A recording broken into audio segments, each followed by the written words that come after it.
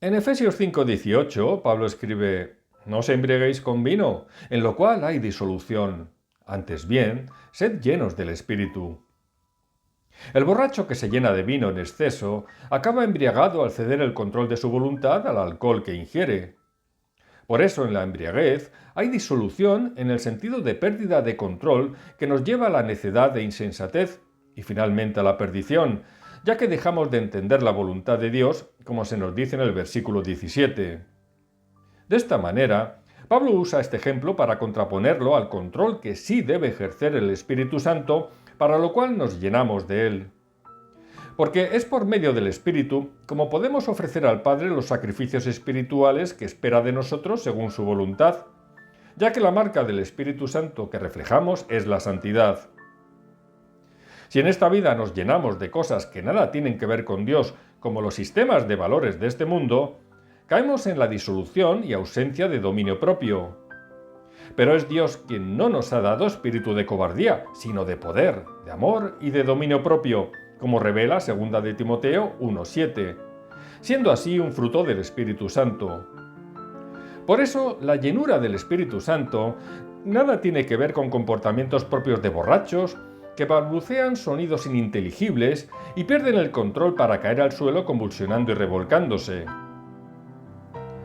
Mientras que ser sellados por el Espíritu es una iniciación única y definitiva en la vida cristiana que garantiza nuestra salvación desde que hemos creído en Cristo, ser llenos del Espíritu es algo que se aplica a lo largo de la vida del creyente. El sello del Espíritu provoca que su persona habite en nosotros desde ese momento, pero se trata de una persona completa, por lo que o se tiene dentro en su totalidad o no se tiene. Y es el mismo Espíritu para todos los creyentes redimidos. Esto es lo que refleja Pablo en 1 Corintios 6:19, al considerar nuestro cuerpo como el templo del Espíritu Santo. Sin embargo, la llenura del Espíritu es progresiva y debemos buscarla de forma continua. Por eso en Colosenses 3, versículos 15 y 16, se nos dice que la paz de Dios gobierne en nuestros corazones y que la palabra de Cristo habite en ellos en abundancia. La demostración de esta llenura se evidencia si en verdad estamos llenos de Cristo, Dios y su palabra, como se nos revela en Efesios 1:23, 3:19 y 4:10, y en Juan 14:26 y 17:17. Es decir, el Espíritu que mora en nosotros nos enseña todas las cosas y nos recuerda las palabras del Señor, y nos santificamos por medio de la verdad de esa palabra. En este sentido, es imprescindible la comunión con Dios para que a través de su Espíritu Santo podamos conocer su voluntad en nuestras vidas. De lo contrario, es imposible. Por lo tanto, Pablo ilustra esta llenura en Efesios 5, versículos 19 al 21, al decirnos que debemos hablar entre nosotros con salmos, himnos y cánticos espirituales, cantando y alabando al Señor en nuestros corazones, dando siempre gracias por todo al Dios y Padre, en el nombre de nuestro Señor Jesucristo, y sometiéndonos unos a otros en el temor de Dios. Los creyentes podemos hablar de muchas cosas, pero en nuestras conversaciones con los hermanos no debiéramos dejar de hablar de la palabra. Esto alimenta el Espíritu que mora en nosotros y nos llena. Por eso es tan importante tener comunión los unos con los otros, ya que así es como podemos considerarnos unos a otros para estimularnos al amor y a las buenas obras, como se nos dice en Hebreos 10:24. Para ello, como añade el versículo 25, no debemos dejar de congregarnos. Y es que sabemos que hemos pasado de muerte a vida, en que amamos a los hermanos.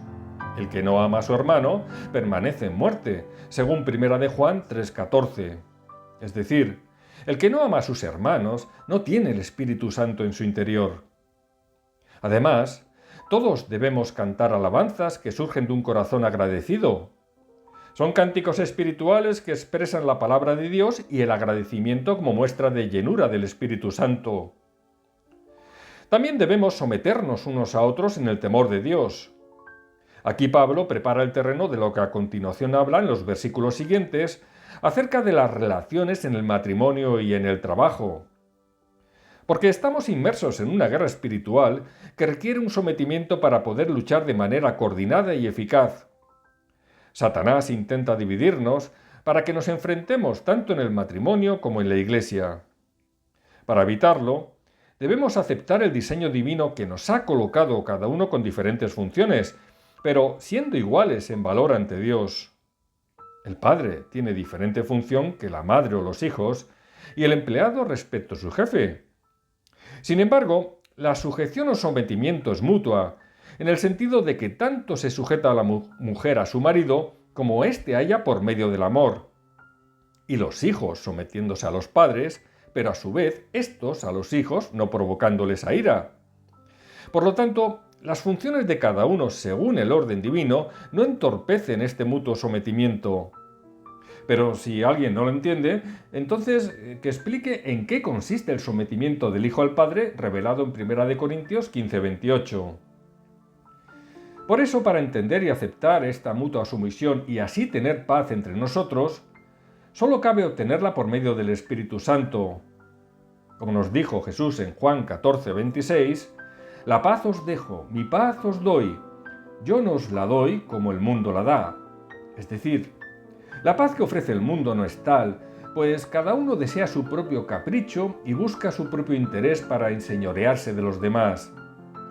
De ahí viene el conflicto en los matrimonios, entre padres e hijos, en los trabajos y en definitiva entre toda persona que no tiene el Espíritu Santo. Solo por medio del Espíritu Santo podemos solucionar todo conflicto que surja en el hogar o en el trabajo. Y para acabar, otra cuestión importante es que ser llenos del Espíritu Santo es un mandato para todos los creyentes y un verbo conjugado en presente que nos obliga a vivirlo cada día, como vemos en Efesios 5:18. Cristo por medio de Pablo no sugiere, ordena, y lo mismo peca quien se embriaga con vino que quien no obedece. Porque solo quien tiene sus mandamientos y los guarda es el que demuestra verdadero amor por el Señor, según Juan 14:21. Por eso, antes de señalar el pecado ajeno, examinemos si andamos en amor como el Señor anduvo en la tierra y hagamos así su voluntad por obra del Espíritu Santo. Que así sea en el nombre del Señor Jesús. Amén.